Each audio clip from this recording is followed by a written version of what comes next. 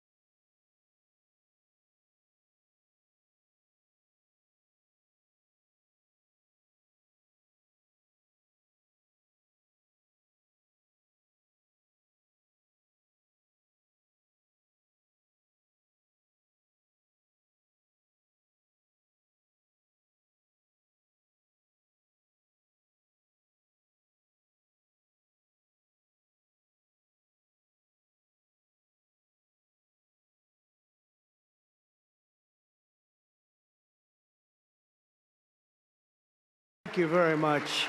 What a great group this is. You have to see outside. It's going wild outside with a lot of love for all of us, I guess. But thank you, Richard, for the introduction, and thank you to all for such a warm welcome. It's great to be back in beautiful Miami, where I've actually built a lot of great buildings with the Desert family and some others. We've had tremendous success in Miami. We have Trump Towers and Sunny Isles Beach. It's 4 beautiful buildings right on the ocean. The Trump Grande, put the little E in the end for a little, class it up a little bit. Trump Grande and the 700-acre Doral. It's a tremendous country club, and it's actually the most successful country club in the U.S., where I was just given approval to build 1,500 units, and I couldn't care less about building units. When you're president, who the hell wants to build units? I've been building units all my life. I don't want to build units, but they gave us permission to do it. But today is a tremendous honor to become the first American president to address the Future Investment Initiative Institute. That's the first one. It's always nice. And I want to thank Mayor of Miami, Francis Suarez, for being here. Thank you very much, Francis, wherever you may be. Hi, Francis. And thank you for the endorsement when I ran. I was very appreciative. Along with the mayor of Miami Beach, Stephen Miner. Stephen, thank you very much. Thank you. Thank you. Thank you, Stephen. Thank you very much. And numerous American business leaders, some of the biggest business leaders actually anywhere in the world, and many distinguished guests from the Middle East, and in particular the Kingdom of Saudi Arabia, a special place with special leaders.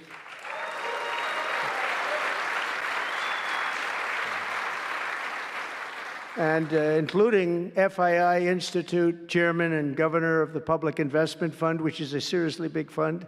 Yasser, I see you there. Stand up, Yasser. Yeah, everyone knows Yasser. Thank you. Great guy, great person. And Finance Minister Mohammed, thank you very much. Thank you, thank you very much. Good to see you again. That's pretty good, Finance Minister of that part of the world. That's not bad. Other parts of the world, not so good, but that one is good. And many other senior government leaders. I also want to recognize the Kingdom's ambassador to the United States, Her Royal Highness Princess Rima. Ooh, very popular. Very popular. Wow, that's very nice. Sitting next to Elon. Wow, you couldn't do better than that, huh? As well as my own special envoy to the Middle East, who's really done a fantastic job, Steve Witkoff. Thank you, Steve. He's been busy. And Michael Waltz is here. Where is Michael? Michael's been so busy. They've been going back and forth and back, and a woman who is just voted the most powerful woman anywhere in the world. No, I'm going to go with Princess Rima, but she was voted the most powerful woman anywhere in the world, Susie Wiles. Thank you. Thank you. Most powerful woman. That's pretty good.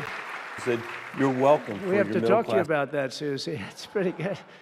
And also, we all know Jared Kushner, a very special guy. Thank you, Jared. Thank you, Jared. And Elon Musk. He's been making a little news lately, hasn't he, though? Very positive news. Stand up, Elon. He's a great guy.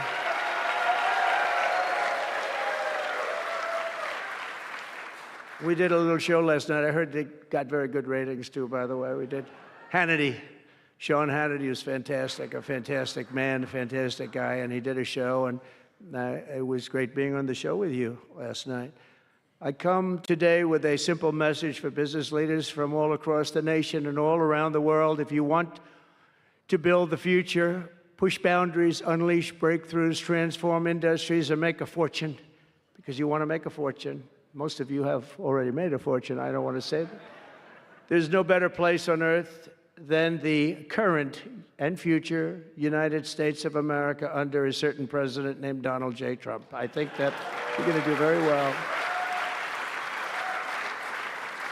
They're saying that November 5th, Election Day, 2024 will go down as one of the most important days in the history of our country. They said in 129 years, the most consequential election. I don't know if they're right about that or not, but it sounds good. I wanted to see if I could get a couple of more years tacked on, but I figured the fight wasn't really worth it. 129 is a lot. And as of January 20th, 2025, the dark days of high taxes, crushing regulations, rampant inflation, flagrant corruption, government weaponization. Oh, I know about weaponization. And total incompetence will be gone forever. They'll be gone forever. Because the United States is back and open for business, and the golden age of America has officially begun. You see it happening. Since my election, America's economic engines have come roaring back to life in just a very short period of time. Think of it, from November 5th, the progress that's been made has been amazing. The NASDAQ is up nearly 10% in just a few months, and that's a lot. The Dow Jones Industrial Average is up 2,200 points, and Bitcoin is set multiple all-time record highs, because everyone knows that I'm committed to making America the crypto capital. We want to stay we want to stay at the forefront of everything, and one of them is crypto, and Miami seems to be the center of the action, come to think of it, and maybe it'll stay there. Business optimism skyrocketed 42 points. Think of that in a single month, the most in history by far. That's the biggest increase in history by not even close. The ISM index of manufacturing activity surged into positive territory for the first time in many years. Amazing. And it was just announced, this is an interesting one, I didn't realize it was that bad for so long, but it was just announced by one of the nation's most historically accurate and respected pollsters, Rasmussen, that the number of Americans who believe our country is on the right track now exceeds those who think it's heading in the wrong direction for the first time in 20 years. Can you believe that? 20 years. And this is really a seismic 27-point swing from just before the election. Nobody's ever seen anything like that one, yes, sir. I want to tell you, that's a big one. The best and most successful business leaders on earth are now racing to invest in the United States. Since November, DeMac has announced plans to invest $40 billion in the U.S., creating at least 10,000 jobs. SoftBank has announced investments of between $100 and $200 billion, creating at least 100,000 American jobs. Oracle and OpenAI and SoftBank are now collectively committing $500 billion to keep the United States on the cutting edge of artificial intelligence, and so many more. I mean, so many companies that want to come to the White House and have a little news conference all the time. I said, why don't you just announce it? But they want to come, and I'll do that. I don't mind doing that. I say anytime they want to go 10 billion or more, I'm there. 10 billion or more.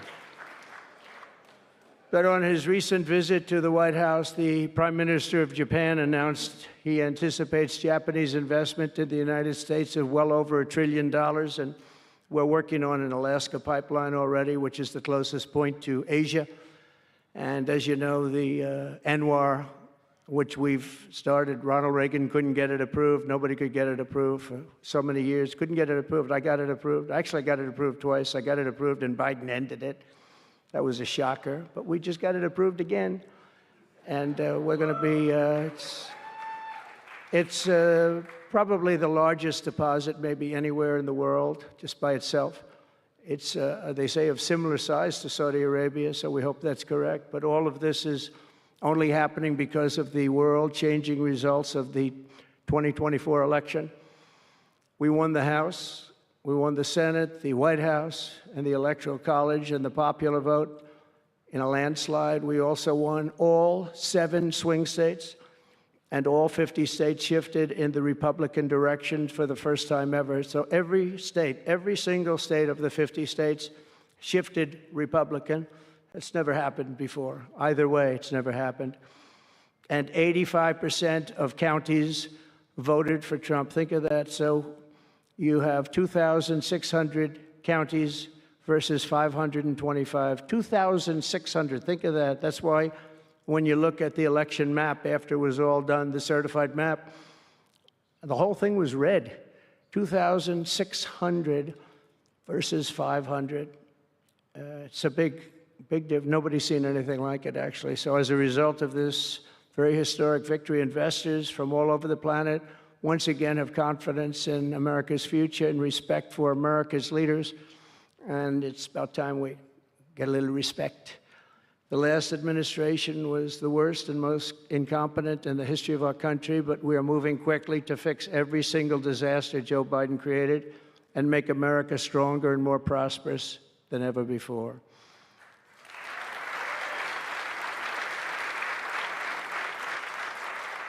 Our first and most urgent mission is to remove the criminals that Biden allowed into our country with the ridiculous and very dangerous open borders policy. They came from all over the world. They came from prisons and jails. They came from mental institutions and insane asylums. They were gang members. They were drug lords. They came from all over, and they were allowed to come into our country. And we're getting them out in record levels, just like they came in record levels. I want to thank Tom Homan and Christie, who was she's doing a fantastic job, governor of South Dakota, and Tom Homan, and they are doing a fantastic job. And the results are incredible. And every country is taking them back. They're sending their criminals to us, and they're all taking them back. We had a little problem with a couple of them that ended very quickly. And because some said, we don't really want MS-13 back in our country. But I said, congratulations, you're taking them back. And they take them back. And by the way, Europe and other places ought to start also doing that. They better start looking at immigration, because it's really hurting Europe very, very badly. And they better get smart, and they better get tough before it's too late. We're also working to end the highest inflation in our country's history, all caused because they played with our energy policy and wasted money on the Green New Scam and other things such as that. And they wasted monies at never seen before levels. If Joe Biden had simply held federal spending at the pre-pandemic levels we had in 2019, right now we would have virtually no inflation. We're trying to balance the budget immediately, and because of the tariff income, which is really, it's already turned out to be amazing, actually. It's really meant more for bringing countries and companies into our country, but the numbers are rather staggering, because we're the big piggy bank that everybody wants to be, and they can play games and they can say, well, there'll be retribution and, equal this and that, but they can't be equal. But we want to keep it so that we're the big piggy bank. And if we had years like we did the last 4 years, that wouldn't have lasted too long. So we're not promising it, but, all of these things could happen. We hope to balance our budget. So I don't want to promise it, because if I do and we come about $10 short, the fake news media back there would say, we have breaking news. He did not make it. He did not make it. But we'll get it done very soon. It might not be this year, but it could be this year. Actually, we have a chance at getting it even this year, which people would be shocked at, because they were talking about 10 years, 15 years, 20 years from now. When I took office last month, we inherited the consequences of inflation. That was more than 4 times what it was when I left 4 years ago. Think of that. I left, it was at 1.4%. And the annual government spending over $1.5 trillion more than projected in 2020 alone. $1.5 trillion. But under the Trump administration, all of that is changing faster and more dramatically than anyone ever thought possible. They didn't think it was possible to do what we've done in just a very short period of time. We've accomplished more in 4 weeks than most administrations accomplish in 4 years. On my first day in office, I imposed an immediate federal hiring freeze, a federal regulation freeze, and a foreign aid freeze. I signed an order creating the Department of Government Efficiency and put a man named Elon Musk in charge. Thank you, Elon, for doing it. Thank you very much. And he's doing a great job. I wish you could have seen him last night. It's really, he's a very committed person. He's a very serious person.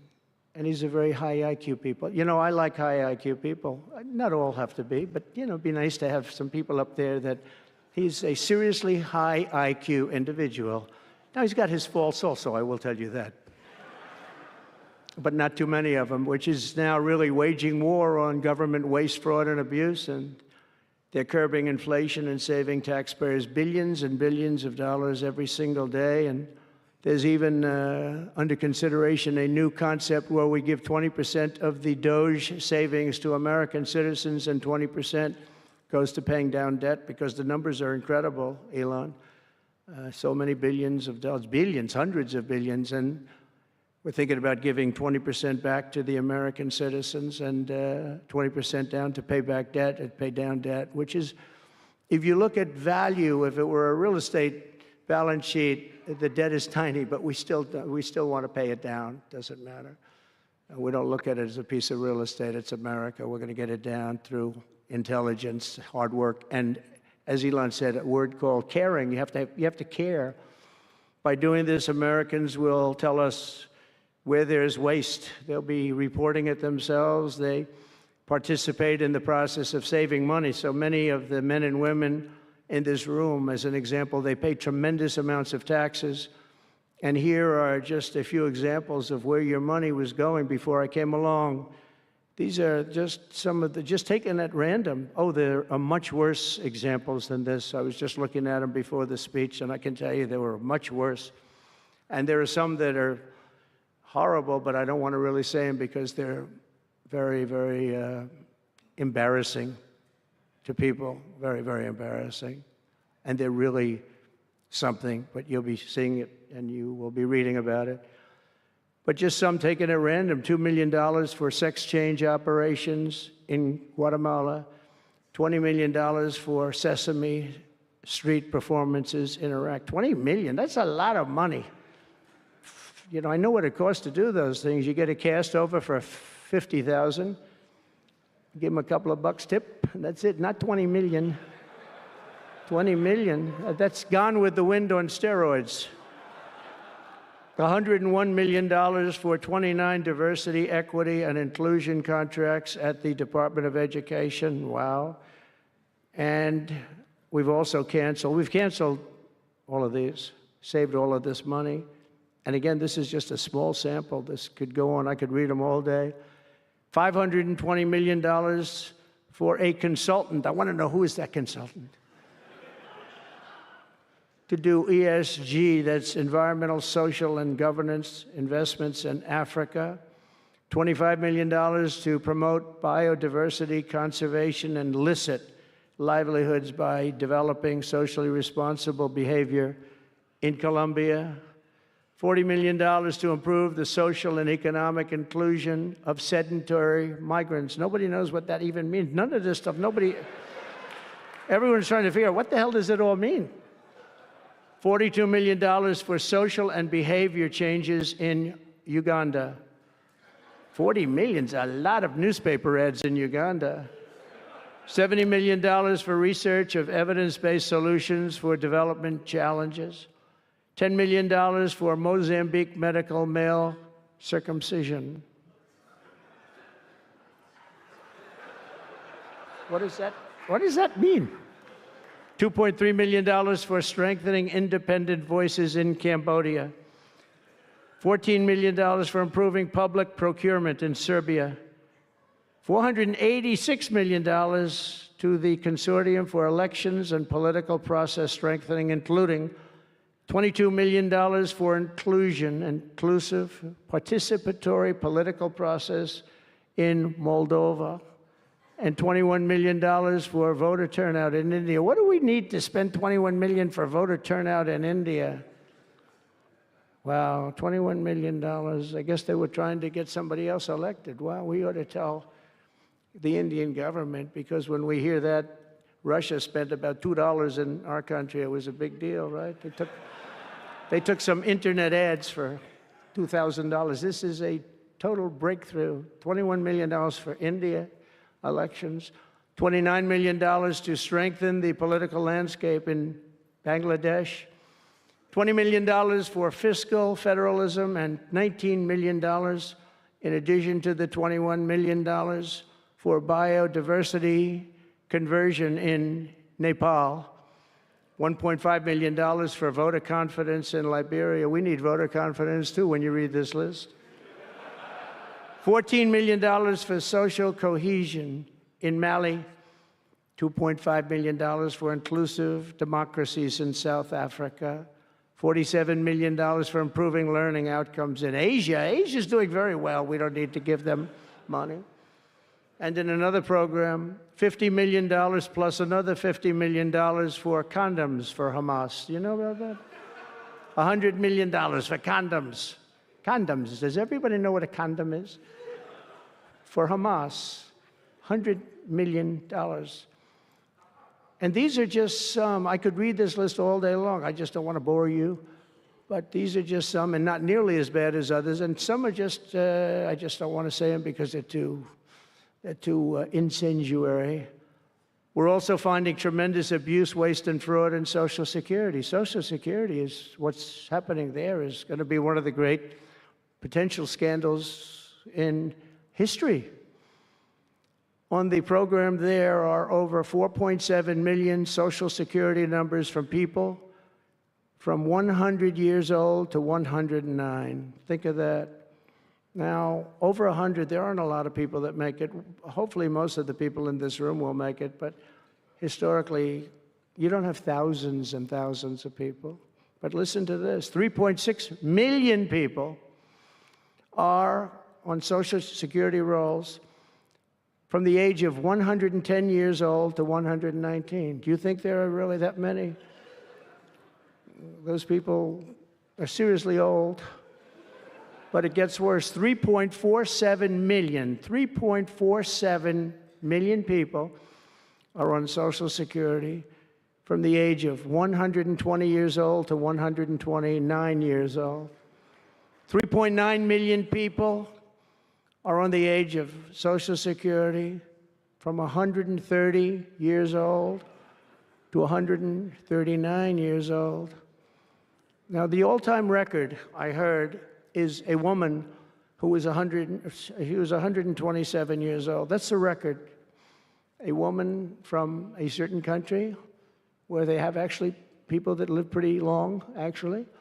And she was 127 years old. That's pretty old. But we're topping her by millions of people. 3.5 million people from the age 140 to 149 years old. 1.3 million people are on Social Security from the age 150 to 159. And over 130,000 people are on Social Security over the age of 160 years old, okay? Including 1,039 people, think of it, over 1,000 people between the ages of 220 to 229. And one person between the age of 240 years old to 249. And the record topper, there is one person on Social Security who's 360 years old, which is approximately 110 years older than our country.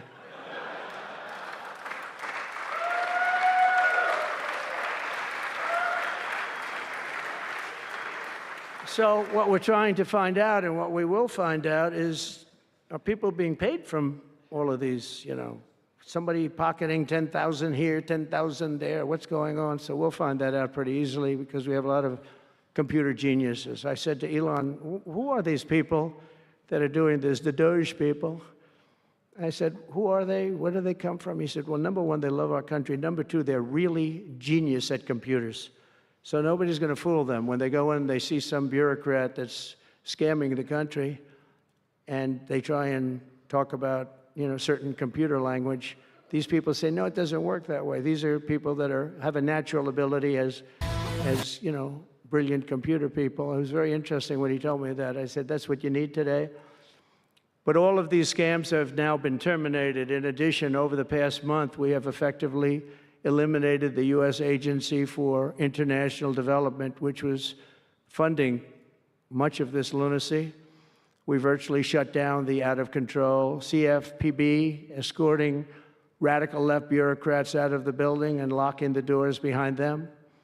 What they were doing was so terrible. Where they were spending the money was so terrible. What we haven't looked at yet, but will be, is does the money come back to them? Because nobody can be stupid like that. And they're not stupid, they're smart, actually. And, you know, why are they doing that? Does money come back to them? So we'll figure that out pretty easily, I think, and quickly. But I've ended all of the so-called diversity, equity, and inclusion programs across the entire federal government and private sector, and notified every single government DEI officer that their jobs have been deleted. They're all deleted. And it's interesting, even these companies that have tremendous amounts of money.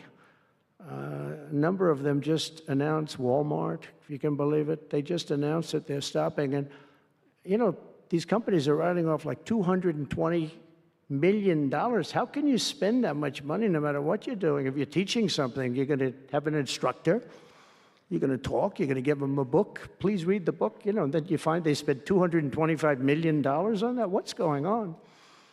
And we were going in the wrong way, and our military was really, although I tell you, you know, we defeated ISIS with our military in 3 weeks. General Raisin Kane he's some general, he's a real general, not a television general. And 3 weeks ISIS, and I asked him, and I saw some of his people that were so great, the soldiers. We have the greatest military in the world, but we don't have the greatest top leadership. That's why Afghanistan was such a horrible situation and so embarrassing and so many other things. But when we want to, with proper leadership, there's nobody even close to us. We have the best equipment in the world. We make the best equipment in the world. But we have the best military. But, you know, we never fight to win. We fight to just keep it going forever. And when we fight to win, there's nobody that can even come close to us. But I was talking to General Dan Kane, we call him Raisin Kane, and I was told it would take about 4 years to defeat ISIS, and he did it in 3 weeks. I said to him, "What do you think, General? How long will it take?" "Sir, I think we should do it in less than 4 weeks. You're going to have time left over." And he did that. And we were told by the television generals it would take 4 years, so we did it. That's when I went to Iraq. I flew to Iraq, and late at night, the dark of night, all the windows closed, all the lights off in the plane in Air Force One. And we flew in, and it was pretty amazing. I'll tell you, we were landing, and there were no lights in the plane. "Sir, we have to turn off all lights." I said, "You mean we spend $9 trillion, and we have to fly in an Air Force One with the lights off?" And I went up to the pilot, said hello. And by the way, these guys are like central casting. These are the best-looking human beings. Everybody is like perfect. The most handsome people, the best-looking people you've ever seen with the flat tops and the whole thing. And I was a little concerned because the lights are off, and everything's off, and even the lights in where he was were down, very dim, very, very dim, with all of the lights on the fancy dashboards of the plane, of Air Force One. We're getting a new Air Force One if they can ever finish the damn thing. We're getting 2 of them, actually. But we may have to go a different route because it's taken them a long time. We're going to get military that's going to start building. We're going to get people to start building properly again in our country because they don't build properly. This was Boeing. But we're up there, and I'm looking at these people. And again, I say, they look like Tom Cruise, but better. Stronger, tougher. And I like Tom Cruise, but these are better. And they said, "Are we okay, Captain?" "Yes, sir, we're fine." But I'm looking out, I don't see any lights, and we're landing. And I'm used to that. I like to sit with the pilots a lot and respect the pilots greatly. And we're up there, and we have the computer. I call it the computer voice, where it goes 1,900, 800. It's feet. Your feet above ground. So that means you're very low. And I'm looking out, and my eyes are pretty good, and I don't see any lights. And the computer goes out. Sounds like an intelligent individual. It goes 1,000. We're 1,000 feet up. It's a 10-story building. There's a big plane. And then it goes 900, 800, 700. I say, "Captain, Captain, we don't see any lights. Is everything?" "Yes, sir, everything's fine, sir. We'll be landing in 3 minutes." And then it goes like 600, 500. "Captain, are we okay?" And then he goes 400, 300, 200. And I'm saying, "Man, there's nothing out there." And then he goes, boom. Perfect landing right on this thing. There are no lights on the runway. There's no, I don't know how the hell they do it, but I'm sure as hell glad we had somebody that knows how to fly. But they didn't want to have any lights because they didn't want the enemy. After spending, years and trillions of dollars, we have to land with Air Force One with no lights on the runway. But they were incredible people. And then I got out of the plane, and I actually asked my people, I said, "Excuse me, I was very brave sitting in that cockpit. Am I allowed to give myself the Congressional Medal of Honor?" And they said, "I don't think so, sir." I said, "Well, I felt I was extremely brave." But now here's the problem with saying a story like that when you kid. The press will say, "President Donald Trump wanted to give himself the Congressional Medal of Honor." Headlines, headlines all over, the fake news. We call it the fake news, but we're all wise to them. But it was something, and then I went down, and it was the same thing. I'm standing on the top, and I look down, and there's these handsome people. Everybody's like from a movie set, good-looking guys. I get down the stairs, and what's your name? My name is Kane, sir. What's your first name? They call me Raisin. I say, wait a minute, your name is Raisin Kane? I love you. I've been looking for you for 5 years. You are the great. This is what I want. And there was a general next to him. There was a colonel. There was a drill sergeant, a master sergeant. They were all like people. I could make a movie right now. I'd have the best-looking people ever. And they were great. And then I went in and, sir, would you like to rest before the bed? No, I don't want to rest. I don't want to rest. I've been resting on the plane, other than the last few moments, which were quite harrowing. And I said, I don't want to rest. He was thinking about Biden in advance, you know? Biden would have gone there. He would have rested for days. And then they wouldn't have had a meeting. He'd just go home. No, I said, I don't want to rest. I don't want to rest at all. I want to go. So we went into this like bunker, and we had a lot of very good, talented people. And that's when I asked him. I said, you know, I'm hearing it's going to take a long time. No, that's not right, sir. It's not going to take a long time. We'll have it done in 4 weeks. I said, how can you say 4 weeks when in Washington they said 4 years? He said, 4 weeks, sir. We'll hit them left, we'll hit them right, we'll hit them up the center, we'll hit them underground and overground, we'll knock the hell out of them, sir. And I said, why is it that they said so long? He said, because they wouldn't let us fight. And we're very far away. They want us to fight for this, from this airport. We're very, very far away, sir. And they want us to fight here. We have many substations out, sub-airports, they call them, remote airports, where they build them in the sand. And we have many of them, and I'd use them all, sir. And I would hit them so hard from so many different directions. I said, well, what do you think? He said, you just let me know. And I called him back, and I said, go ahead and do it. Are you sure you can do this, General? I said, yes, sir. And he did it actually in 3 weeks. It was over 100% of people that are really hurting the Middle East, hurting the world. And it was done. And we have, I'm telling you, we have the greatest military in the world, but you have to use the right people. But there's nothing like what they were able to do in that case and in other cases wherever I gave them something. It was done incredibly well and you know many of the instances because it's been well reported. But we've also required, and so we have a country that's a great country. It's a strong country. But it's a country that's just now gaining its respect back to the levels that it should have never lost. We were being laughed at by the entire world, but we're not being laughed at anymore. But we've also required that all federal employees must once again show up to work. It's a new phenomena, you know, since COVID. Show up to work in person like the rest of us. So I mean, it doesn't work when you don't show up. And I see companies now are all going back to it. They're all going back. It's great. I watch some of the big business leaders saying, we absolutely are going back. You can't work at home. They're not working. They're playing tennis, they're playing golf, or they have other jobs. But they're not working, or they're certainly not working hard. You could never build a company or a country with that. So we have a very strong policy, and if they don't show up to work, they get fired. And we're trying to make our government smaller but much stronger.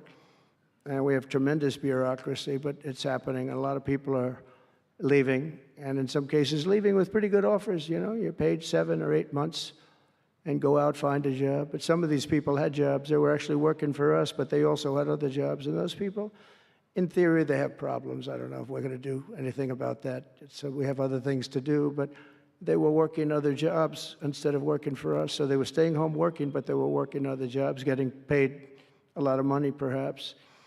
We offered deferred resignation buyouts to all federal workers, resulting in more than 75,000 bureaucrats voluntarily surrendering their taxpayer-funded jobs. A lot of them are leaving because they don't want to be caught having the second job. Some are leaving because they didn't want to be in government any longer. And some are leaving because they didn't want to show up to work. They wanted to work outside of an office. And that's never going to work for anybody, including companies. Companies ought to get smart. You watch these companies where they do that. They start going bad. Nobody knows what's wrong with this company. Well, try getting the people back into the office where they can be cohesive and together.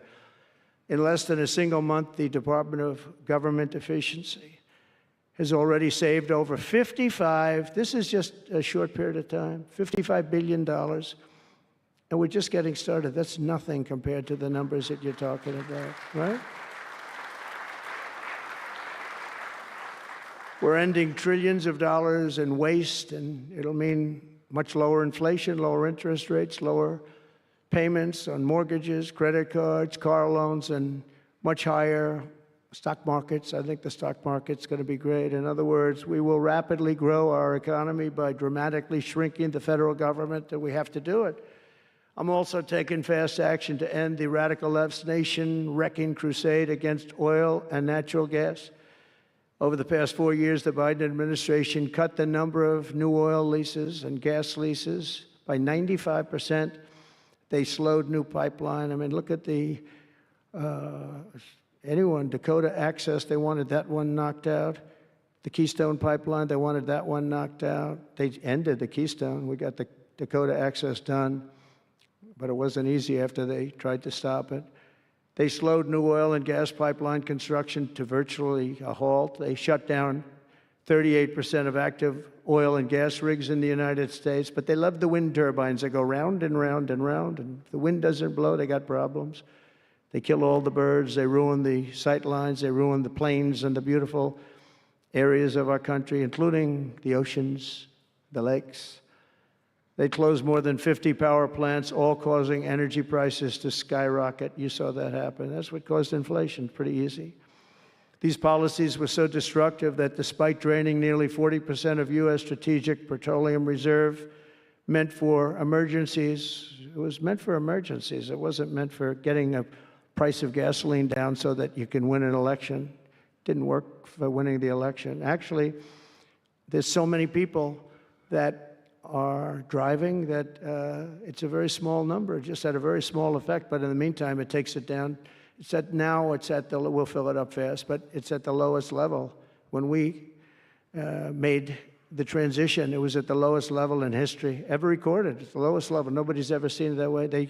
They put it all out because they thought they could keep gasoline prices down a little bit, just go past the election, and after that, they didn't care. And it didn't work because they didn't get elected. I got elected.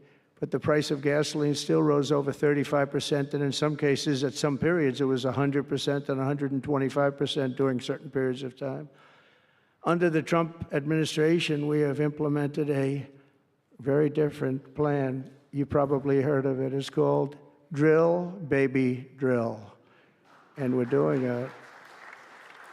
The world runs on low-cost energy, and energy-producing nations like us have nothing to apologize for. We have more energy than any other nation in the world, and we're going to use it. And we're going to use it on AI plants. I was telling some of the people that came in that, they're very everybody's talking about AI. I hope you're right. I don't know. Who knows?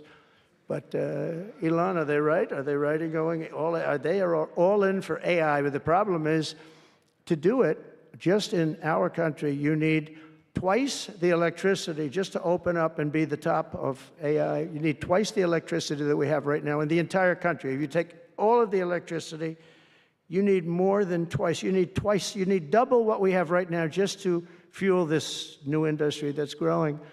I was amazed when I heard that number. And they all said, how can we do this? Because, in China and various other places, you can probably get it with the shake of a hand. But in our country, you can't. But now you can, because I'm declaring a national emergency in order to get fast approvals. And we're going to have, if you build a plant, you're able to build an electric generating facility right next to your plant. So you'll be making your own. You won't have to count on utilities. You won't have to count on an old grid that could fail, could get hit by something, bad things or good things. But you're not going to have to worry about grids. You'll build your plant, and you'll build essentially you'll become a utility in a way. You'll build your own electricity. If you want to build extra and put it out and get paid for that, you're going to be able to do that. You could put it back into the grid, but you're going to be able to build with your plant a generating facility. And we're going to get you Lee Zeldin, head of the environmental group, various groups, and we've got them unified now, but we're going to get you very fast approvals, and they'll be approved so fast your head will spin.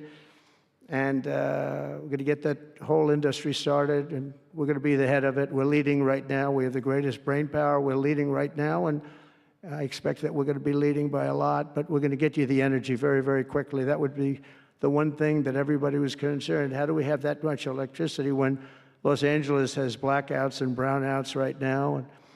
And there's a lack of electricity, but we're going to get it at levels never seen before. I ended the ridiculous Green New Scam, halting tens of billions of dollars of wasteful deficit spending. And I withdrew the United States from the unfair one-sided Paris Climate Accord, and I ended Joe Biden's insane electric vehicle mandate because it was just insane. I repealed the last, and by the way, if you want to buy an electric car, it's great. If you want to buy a gasoline-driven car or a hybrid, it's great. Whatever the thing happens to be. I heard hydrogen's hot. The problem is when it's not, you're in deep trouble, because when that sucker blows up, they don't find the body. So that's one that I said, you know what, let's take a pass on that one. They said it's good, but when it's bad, it's really bad. You find the bodies on trees, on the side of a tree. I said, I think we'll pass on that one, right? We're not going to want that one. But you never know. Maybe someday it'll be good, but it doesn't sound like it's off to a good start. I repealed the last administration's very destructive natural gas export ban. And last week, we approved our first new liquefied natural gas export license, and we have literally hundreds of people that want to export. I recently met with the Japanese Prime Minister, Shiba, to discuss large increases in American oil and gas exports. They want it so badly. They said we went to the Biden administration, they wouldn't sell it. They wouldn't sell it. Nobody knows why. Biden didn't know why either. They asked him, I don't know. He wanted, they did, oh, I didn't know that.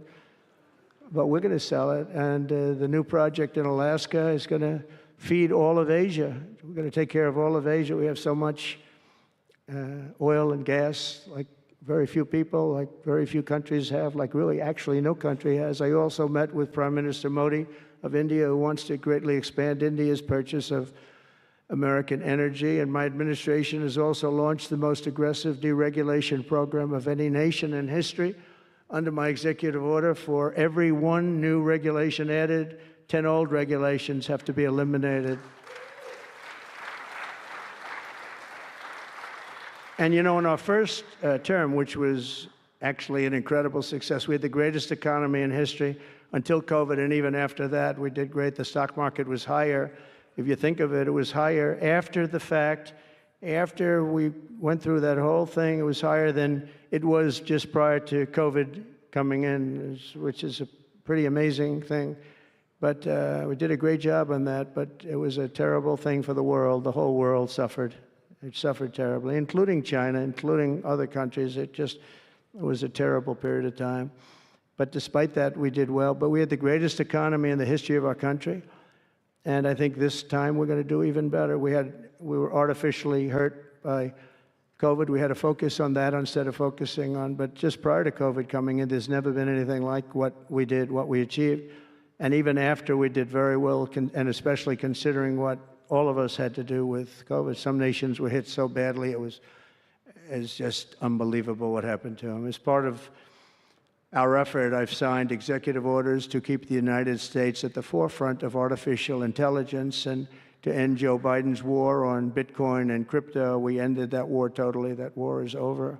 They were very hostile toward them until the very end, just because there's so many people on Bitcoin and crypto that just before the end, the SEC came out and they were being very nice. I was so nice to people because so many people were being indicted for no reason whatsoever. Very political group of people. That's all they did was they liked indicting people, but they were being indicted, and many of those indictments were dropped just before the election because they said, wait a minute, there's 100 million, 125 million people using this, and they didn't want to have, you know, all these people being voted against. But by the time they did that, it was too late. We had that vote entirely, I think. I think anybody smart that believed in that, and there are a lot of people believing it, anybody that was smart voted for Trump. And they pulled the indictments, and I see people that were indicted. I said, I saved your life. I saved your life. Because if they thought that, they actually thought that I was doing it. They said, why is Trump doing it? Is he doing it for political reasons? I don't do anything for political reasons. I do what's right. I want to be in the forefront of every industry. So I'll be working with the Republican Congress to pass the largest tax cuts in American history. And that includes, obviously, that includes we have to extend the Trump tax cuts, which were, until now, the largest. We're going to dramatically cut taxes for families and for workers and for companies, including no tax on tips and hopefully no tax on Social Security and no tax on overtime. And that overtime one is a sleeper because I think a lot of people are going to be spurred on to do a lot of extra work. When they hear that, it's a lot of companies really like it, and a lot of people really like it. The new Trump tax cuts will also include 100% expensing for new factory construction in the United States and anything else that you're going to buy with capital. If you buy something that is going to be good for our country, we're going to let you expense it, 1 year expense. And I did that the first time, and everybody was saying, can you go back to that? Now you still get, I guess, 40% or whatever, but it pares down. But we're going to bring that right up to the top level. I think that had a lot to do with the success that I had during my first term. And we'll substantially cut taxes for all domestic producers of oil and gas and just about everything else that they produce. In my first term, I brought the business tax down from around 40% to 21%, which everybody said was an impossible thing to do. I cut it from 40. It actually was state and city was much higher than 40, but I got it down to 21%, and now I'm bringing it down to a goal of 15%, but only if you make your product in America. In other words, you're going to be at 21%, but if you make your product in America, you're going to go from 21 to 15. If you don't, you're going to pay 21%, which is still lower than anything. So guys like Elon are going to come and make his great cars in the United States. There are a lot of people are calling. A lot of car companies are calling. They called me, three of the majors. They called and they said, we're looking all over the place. We want to be there. I'm going to be announcing tariffs on cars and semiconductors and chips and pharmaceuticals, drugs and pharmaceuticals and lumber probably and some other things over the next month or sooner. And it's going to have a big impact on America. We're bringing our businesses back. If they don't make their product in America, then they have to pay a tariff. But if they do make their product in America, they don't have to pay any tariff, which will it's all going to bring trillions of dollars into our treasury, or it's going to mean that there won't be any taxes because we want to have a fair base. If they don't have it, we don't have it. If they don't pay, if they don't charge us, we don't charge them. It's pretty simple. The Republican Party is once again the party of common sense. We're a party of common sense. We want strong borders. We don't want men playing in women's sports. We don't want to have transgender for everybody. We're the party of common sense. That's how we won the election in such a big manner. We'll no longer allow other countries to ransack and plunder our nation. That's why I've announced that we will soon begin imposing reciprocal tariffs on any country that engages in unfair and unequal trading practices. If they tariff us, as I said, we will tariff them at the exact same rate. So if a certain country, because some of these countries, even countries that I've already mentioned, are extremely aggressive with tariffs. Nobody knows that. European Union, they have a VAT tax that's devastating. It's very tough for people on the outside. Hard to sell cars, really impossible to sell them because they also have non-monetary tariffs that are very, very tough. But if you take a look at that, it's a very unfair situation. And the VAT tax is similar to the tariff. Around the world, I'm moving quickly to end wars, settle conflicts, and restore the planet to peace. I want peace, and I don't want to see everybody being killed. And you take a look at the death in the Middle East and the death that's taking place between Russia and Ukraine. It's been going on, and we're going to end it. There's no profit for anyone in having World War III, and you're not so far away from it. I'll tell you right now, you're not so far away. If we would have had this administration for another year, you would have been in World War III, and now it's not going to happen. In the Middle East, I've restored my policy of maximum pressure on Iran, designed to bring peace. And we've designated the Houthis a terrorist organization. They're destroying shipping lanes all over the place. They're making it very hard for people to get their product delivered. They're making it very difficult, but we'll take care of that situation. And we've secured a ceasefire in Gaza, and we're bringing in the hostages, and we're bringing them home to their families. Some of them are in pretty bad shape, I have to tell you. To end the horrible war in Ukraine, I have spoken with President Putin and President Zelensky, and our teams began negotiations this week in Saudi Arabia. I want to thank Saudi Arabia for that. That was so great. Yeah. And I want to thank, in particular, I mean, we have so many of the people, Yasser, Mohammed, all of the people, but in particular, we have to thank Crown Prince Mohammed bin Salman for hosting these historic talks. And talks that went very, very well. Steve was there, Steve Witkoff was there, and Michael was there, Michael Waltz and others, and they really went well. It's a big step. We got to get that war over with. You have to see the people that are dying. I look at the pictures, the satellite pictures of the field. It's a level field, and it looks like a modern-day version of Gettysburg, and you know what that means. It is just carnage. It's horrible. And, it's not American soldiers. It's not even soldiers from the Middle East in the case of Ukraine, Russia, but it's people, it's young people from Russia and Ukraine mostly that are just being decimated. It's flat fields. And a bullet goes, and a bullet only stops when it hits somebody. And the level of people being killed in that battle, soldiers, young soldiers, in some cases old soldiers, because they're running out of people. They're running out of soldiers, in one case. But think of it, a modestly successful comedian, President Zelensky, talked the United States of America into spending $350 billion to go into a war that basically couldn't be won, that never had to start and never would have started if I was president, not even a chance. And it didn't start for 4 years, never would have started. But a war that he, without the U.S. and Trump, will never be able to settle. They'll never settle that war without our involvement. That's why they did such a great job this weekend. That's why Saudi Arabia did such a great job this weekend in hosting. The United States has spent $200 billion more than Europe, and Europe's money is guaranteed. They get their money back. It's a form of a loan. Nobody knows that. I know that. I said, why isn't somebody saying, we do it the same way? And we spent much more money. We have to equalize. But while the United States gets nothing back, so they get their money back. It's a loan. We just give our money. And we had a deal based on rare earth and things, but they broke that deal. But they broke it 2 days ago. We had a deal because I said, we're spending $350 billion, and Europe gets their money back in the form of a loan, and we don't. We're just giving the money hand over fist. That's the Biden administration for you.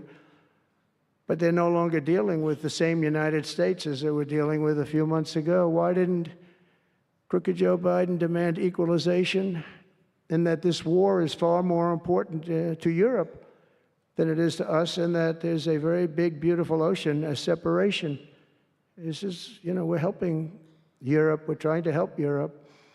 On top of this, Zelensky admits that half of the money that we sent them is missing. They don't know where the money is. He said, well, we don't know where half of it is. That's great, wonderful. He refuses to have elections. It's low in the real Ukrainian polls. I mean, how can you be high with every city is being demolished? It's hard to be high. Somebody said, oh, no, his polls are good. Give me a break. Every city is being demolished. They look like a demolition site, every single one of them. And the only thing he was really good at was playing Joe Biden like a fiddle. He played him like a fiddle. That's an expression we use, Yasser, to say that he's pretty easy, pretty easy. A dictator without elections. Zelensky better move fast, or he's not going to have a country left. Got to move fast, because that war is going in the wrong direction. In the meantime, we're successfully negotiating an end to the war with Russia, something I'll admit that only Trump is going to be able to do in the Trump administration. We're going to be able to do it. I think Putin even admitted that. Biden never tried. Europe has failed to bring peace, and Zelensky probably maybe he wants to keep the gravy train going. I don't know what's the problem, but he hasn't been able. He's very upset that he wasn't invited. He could have come if he wanted to, but that he wasn't invited to Saudi Arabia. But he's been working for 3 years. There's never been even meetings or phone calls to stop this war. It's a horrible thing. I figure Russia's lost 900,000 soldiers. I think that Ukraine's lost probably 700,000. And it's a terrible thing. You'll see bodies and body parts all over the field, all over. We see them very accurately through satellites. I love Ukraine, but Zelensky has done a terrible job. His country is shattered, and millions of people have unnecessarily died. And you can't bring a war to an end if you don't talk to both sides. You got to talk. They haven't been talking for 3 years. So we hope to see a ceasefire soon and to reestablish stability in Europe and the Middle East. Thank you very much. And as I've said before, it's my hope that my greatest legacy will be as a peacemaker and a unifier. That would be a great legacy. So in conclusion, the golden age of America is upon us, and I'm inviting everyone here today and every citizen across our land to take part in the most extraordinary period of peace, prosperity, growth, innovation, wealth creation, and expansion the world has ever seen.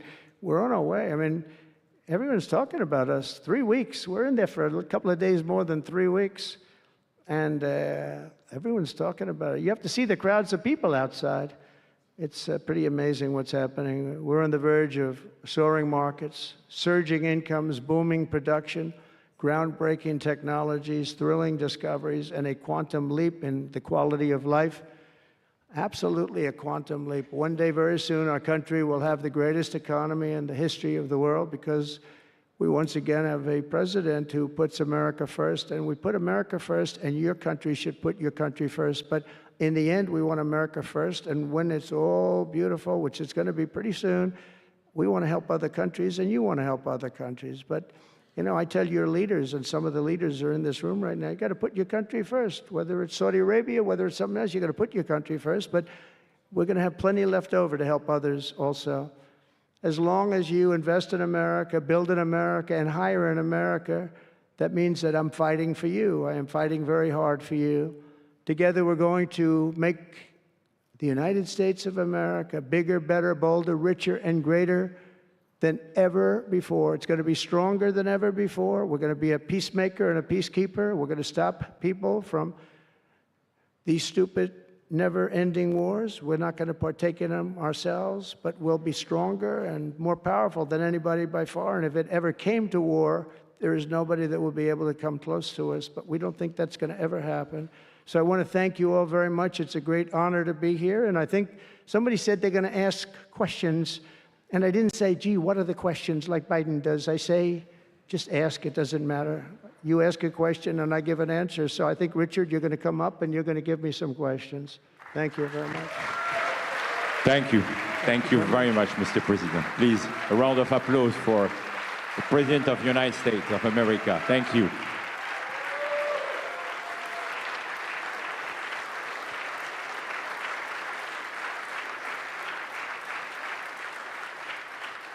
Mr. President, thank you for accepting to take a few questions. 20 years ago, I don't know if you will remember, we were under the same roof in Orlando, and you were delivering an amazing speech in front of 3,000 sales reps, giving them the best advice to be successful. So what is the best piece of advice that you have ever received? Well, I think it was watching my father. You know, my father was a very hard worker, and he just worked hard. And he was very smart. He had good genetics. His brother was the longest-serving professor in the history of MIT, Dr. John Trump. And my father was every bit as smart. But my father had to work. He was older, and he put his brother through school. In fact, he once said, boy, I put him through so much school. He had 3 different degrees. And they asked him to stay on at MIT. But my father was the same ilk. And I noticed that my father was a happy man. And what he did is he worked. He just worked all the time. He worked. And he loved it. And really, I think the best piece of advice I got from that is you have to love what you do. And if you love what you do, you're going to have a happy life. If you don't, I mean, I see so many people, they're in businesses that they don't want to be in. they're in businesses that, they're bored in or they're not good at. They don't have a natural ability at it. There is such a thing as natural ability, whether it's sports or acting or anything else. I mean, some people have an ability for something. Try and find that ability, but you have to love what you do. If you love what you do, you're going to be, at least you have a good chance of being successful. Mr. President, it's almost time for an early dinner. So if you are throwing a dinner party and you can invite 3 fascinating guests, living or dead, who would you bring? Well, they're all sitting right in the front row. Yasser, are you ready? Mohammed, are you ready? Steve Witkoff, and we have the most important person, at least until the World Cup is over, is here. Johnny, stand up. He gave the United States the World Cup. Johnny, thank you very much. I didn't know you were here. That's very good. He's the king of soccer. That's not bad. And you've done a fantastic job. But it's very interesting. When I was president, I got the World Cup, and I got all of the, we have the 250 anniversary, so that fell in this administration. That's a big deal, 250 years. But we have all of these things happening, and I also got the Olympics. And I was called by the mayor of Los Angeles, sir, would you call up the Olympic Committee, because it was at that time President Obama will not take their phone call, and we're going to get the Olympics in Los Angeles. And by the way, they've recommitted to Los Angeles at a level that, I was very worried about that. And the opposite, somebody could have said, well, we're going to do it someplace else, until they have actually recommitted. They're going to make it bigger and better than ever. So I want to let you know that. But I had the Olympics. So I got the Olympics, I got the World Cup, and I said, and the 250, but that one I didn't get. But it was there. It was in this term. And I ran an election, and we did fantastic in 2016. We did much better, millions and millions, tens of millions, but millions and millions of votes better. And bad things happened, and I didn't get that one.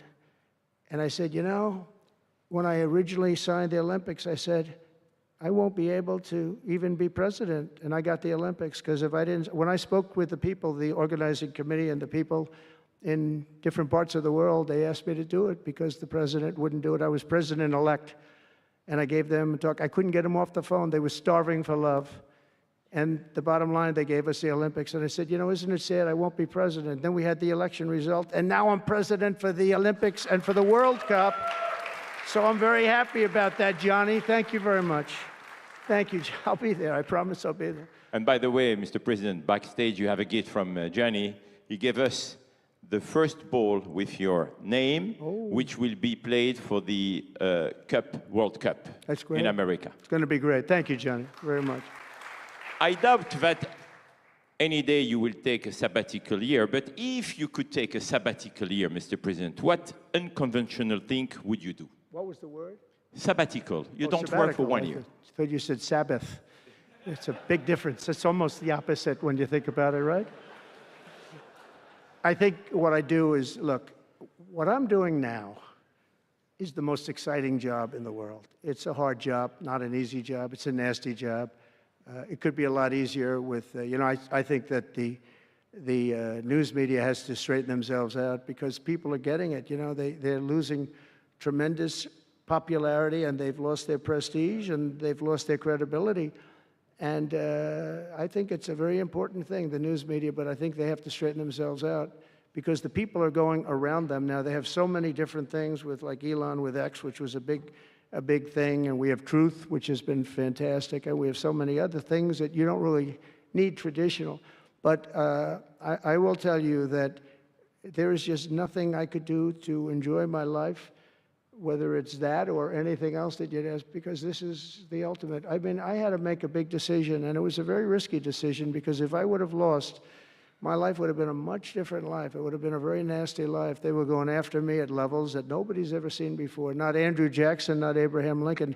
The historians say that the president that was treated the worst by far by the media and overall was Andrew Jackson. In fact, his wife died of heartbreak.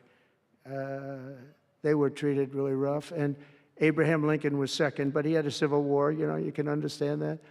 But nobody was treated like me, nobody. And I will tell you, you learn a lot about yourself. But there's nothing I'd rather do. I had to make a decision. Do I do this? Because if I lost, it would have been very, very bad. It was dangerous, actually, very dangerous in so many different ways. And I decided to do it. And I said, I have to win, because if I don't win, I spoke to a friend of mine the other night. He said, you know, if you lost, it would have been very, it was actually Sean Hannity just before we did the interview last night. He said, boy, if you would have lost, you would have had a tough life. You would have had a very tough life. So there was a certain amount of courage involved in this decision to run, and it's a great honor to win by this much, to win all 7 swing states, the popular vote. Popular vote doesn't get won that much by Republicans for whatever reason. I think that's changing because, again, we're the party of common sense, and they're the party of some real bad things, and I think they'll change. I think they have to change. It would be wonderful. I'm going to be having lunch with some of the Democrats next week, and it would be wonderful if we could work together. I think working together would be great. But they have to change. You can't get elected on the programs that they want, and that's really what America wants to see. So there's nothing I'd rather do than what I'm doing right now.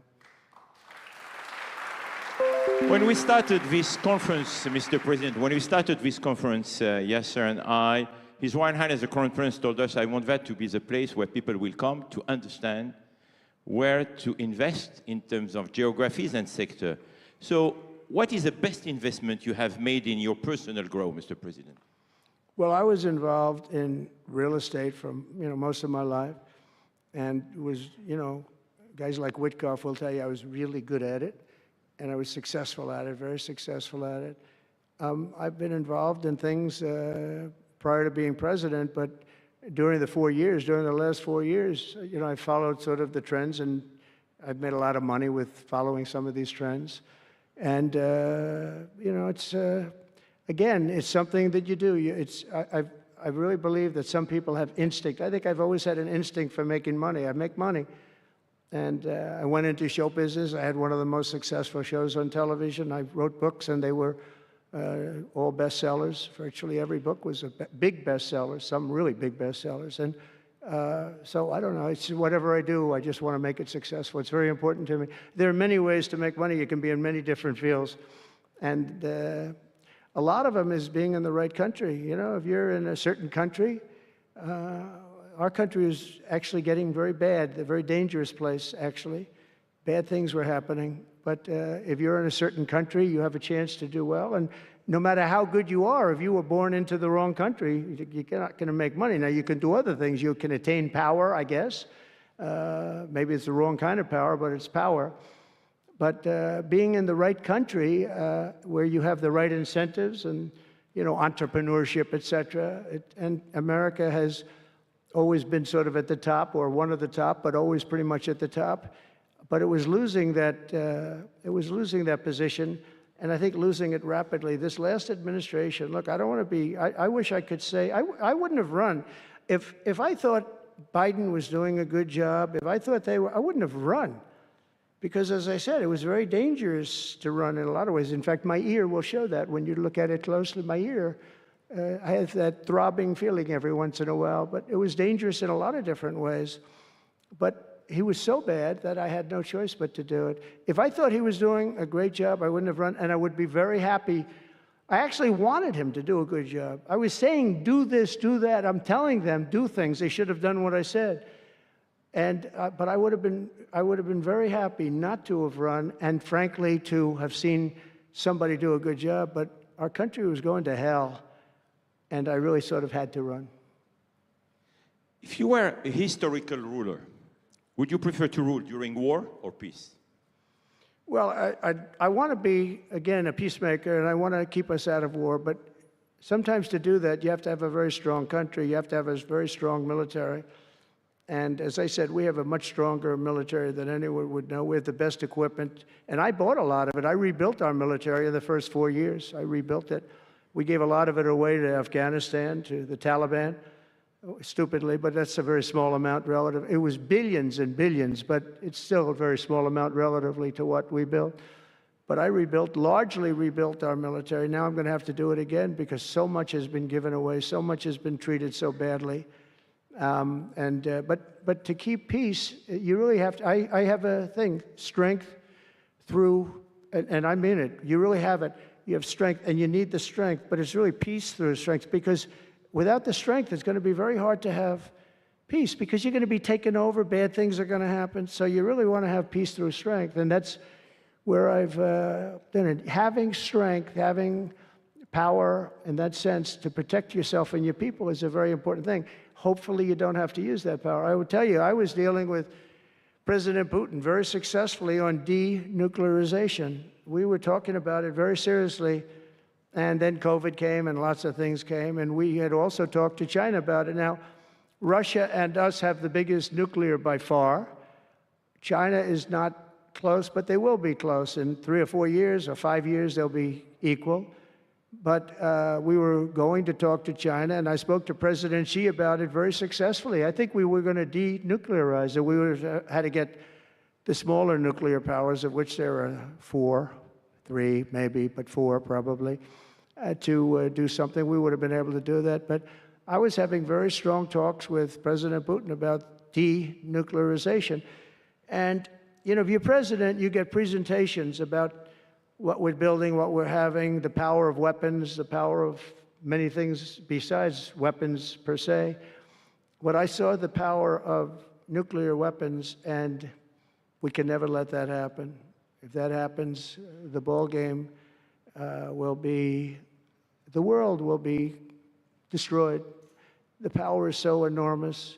You look at Hiroshima, you look at Nagasaki, multiply that times 500 times, and the world would be destroyed.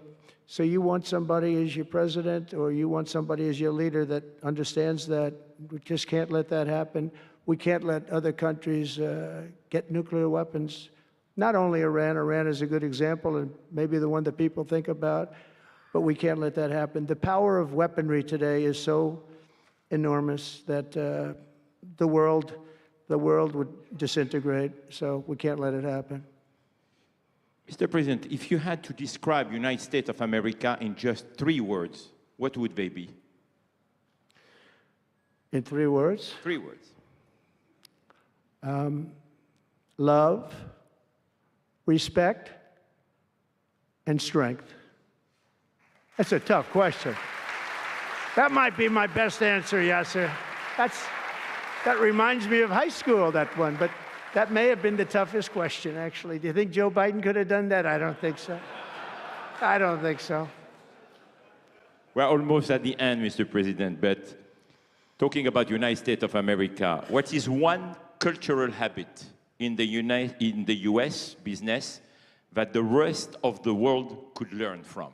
What is the best practice that Well, I think we love our families, but I think a lot of the world loves their families. You know, I was speaking to the head of Mexico because I complain constantly about people pouring in. Now our border is the strongest border we've ever had. We've gone from the worst border ever in history to the strongest border.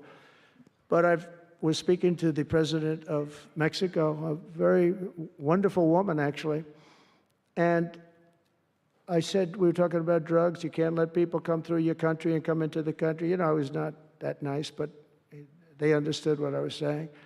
And she said something that really got me. She said, I said, you're not a big drug-taking nation? And she said, no, we are not a consumer. And I said, a consumer, what an interesting word. We're not a consumer nation. We're not a consumer of drugs. I said, what an interesting, and why is that? She said, well, we have very strong family values. I said, but we do too. We do too. We have very strong. Our families are devastated by what's happening with fentanyl, and China will not be doing. We're going to make a deal with China. They were not letting that happen anymore. And I had a deal, by the way, before I left. I had a deal with President Xi where they were going to give the maximum penalty to anybody making fentanyl and sending it into the United States. And their maximum penalty is the death penalty, and it would have stopped. But when the election turned out to be a rigged election, but that's okay. When an election turned out to be, it was an election that shouldn't have happened. All the things that happened. I'll give you an example. We wouldn't have had October 7th, Israel attack. We wouldn't have had Ukraine and Russia fighting. We wouldn't have had inflation. We wouldn't have had all of these things that, happened. But in speaking with her, she said about family values. I said, well, you're not really saying anything there because we have great families too. We have great family values. She said, plus we advertise a lot. I said, ooh, you mean you advertise about how bad drugs are? Yes, we do. We spend a lot of money on advertising. And I said, unbelievable. That was such a great conversation because we're going to spend hundreds of millions of dollars advertising how bad drugs are so that kids don't use them, that they chew up your brain, they destroy your teeth, your skin, your everything. And I thanked her for that. You know, I make so many calls and I never learn anything from anybody. I know everything and I never learn anything from anybody. And I spoke to this woman. As soon as she said it, she didn't have to say exactly what. I said, exactly, what a great idea.